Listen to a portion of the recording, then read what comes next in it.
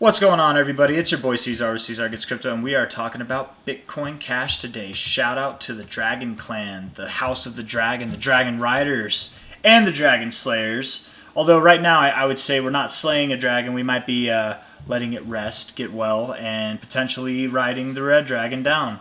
I do still think, guys, that this is overall in play from bottom to top here. I do think that we are likely going to go anywhere from about 185 to 135, somewhere in that range. But I want to bring up something that John Binky, my man, you're the one that brought this up, talking about how we might not go that low. You wrote a comment saying that, just saying that we might not go that low because it's taking time, right? It's been over a month. It hasn't been over a month technically, right? It's only been, I guess, like 3 weeks. 23 days, so a little bit over 3 weeks, but we haven't moved down yet. And the thing is like, if you look back, and this actually had me thinking. I was like, you got a good point there, because if you look back, we go to any of these peaks here, right? We got a nice little peak right here, big move, not as big as what we're experiencing now, but you went down 71% in 2 weeks. Okay, this peak here, you went down 40% in 2 weeks. This peak here, you went down 40%, 43% in 3 weeks, okay? Here, okay, yes, it took you longer. It took you over a month to find your low, but in the first 1, 2, 3 weeks down, you went down 39%. Here, yes, it took you longer to find your low, sure, but from top to so for 1, 2 weeks later, 3 weeks later, you had a 50% drop.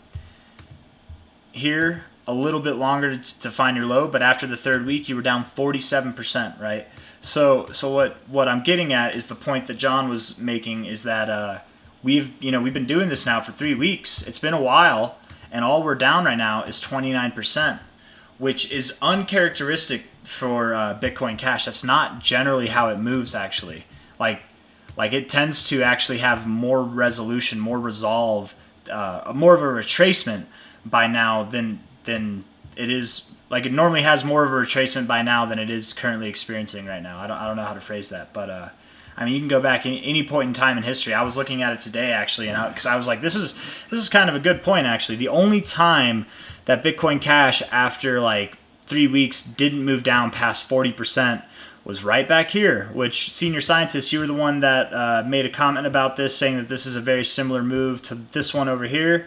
And I've compared it to this before even, but like I haven't put a whole lot of weight to this. But to be fair, guys, I mean, you might be right. You might have something here, because it definitely is characteristically looking very similar to this. And I would say that the aspect of we haven't moved down yet is kind of making my position, thinking that we're going to go lower. It puts it in jeopardy a little bit.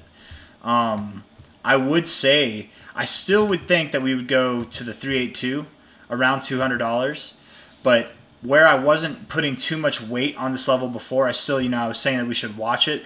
I would say that this level deserves a little bit more weight now, and here's why too. If we got it, that's the 382 right there. Put it right there. Go back in time. You found support on it several times. Held it as support. You came back all the way back here. This is our very first low ever. Found support on it there. You found resistance on this here. I mean, this is a significant line. It definitely is. And it's not, it is the 382. So it's, that's if you're looking for a strong move up, coming back and finding support on the 382 and then moving up higher after that, that's actually very common. That's a good thing, actually. From top to bottom, that line isn't really anywhere, but whatever. It doesn't need to go to the 236. That's, it's totally fine. And you were in this range for a long time. I know that I've been saying that it'd be nice to see support off of previous areas of resistance, but you were in this range for so long, you just broke sky high out of it. You might not come back down this low. That's totally fine. That's totally possible. You might not come back down this low. And so with all that, guys, with all that being said, I do still think that the original range I've been talking about, in between 135 to 185, somewhere in there, is still at play. But this 200 level, this 382, we're going to be watching it like a hawk, man. If we see any kind of daily bullish divergence or like bullish indications in the RSI, if on the 4 hour we have some nice bullish divergence built up by the time we get down there, I will be aware of that. I'll make videos on it. You know, like we'll see what it looks like when we get down there. I do think we're getting down there. Technically yesterday, I mean not technically, very literally, we had a lower daily close. The wick is still higher. It's not a lower low in price, but it is a lower low in a daily closing aspect. Not a lower low in the 4-hour aspect yet. You've already come up a little bit on this day, and you've got a wick. This day might not close red, but it might close red. If it closes green, we could expect to see it be like something kind of like what we've been seeing, where there's these wicks to the upside and it closes with a very neutral body.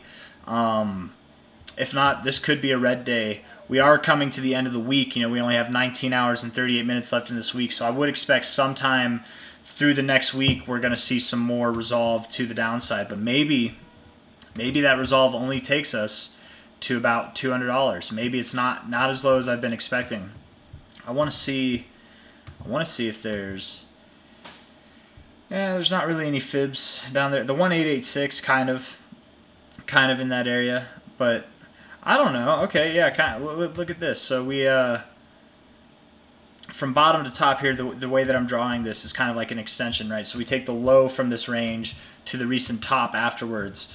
You found support on the 786 here, found resistance on the 236, came all the way down, found support on the 1272, rejected the 886. This is very common fib behavior, actually, to find support on the 1272 and reject the 886 and then continue to go lower. That's very common.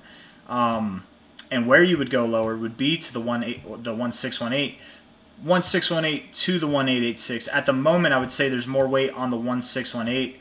But we could go from the 1618 back up to the 1272 and then lower there. We could even go lower than that. It's totally possible. But one way or another, guys, this level right around 200 and basically $200.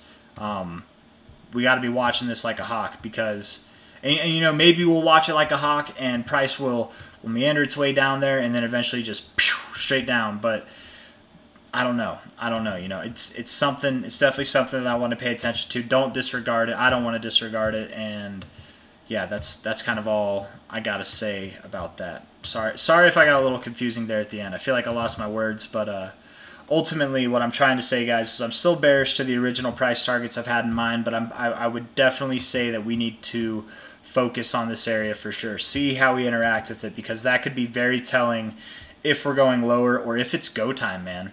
Because if it's go time, I mean, I'll buy down there. I don't care. Or to me, that'd be up there, right? But I'll buy right there. I don't care. That's totally fine. Yeah, I don't know. I have nothing else to say. So with that, I guess I'll leave you guys. If you like the video, leave a thumbs up, subscribe to see more, and I will see you on the next one. Take care. Bye-bye.